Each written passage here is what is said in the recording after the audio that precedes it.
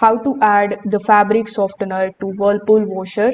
So first of all, you need to check your Whirlpool washer has a dedicated fabric softener dispenser. On many of the top load models, the dispenser is located either on the top of the agitator, near the rim of the tub, or inside the dispenser tray.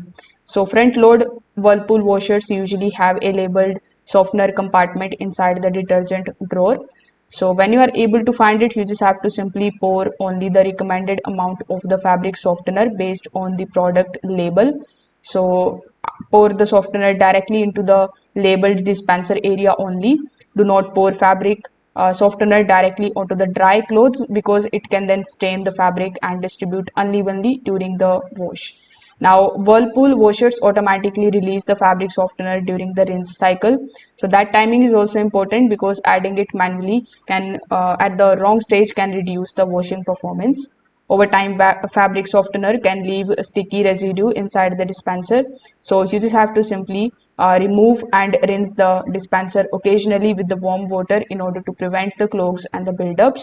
So that's how you can basically do it. Thank you.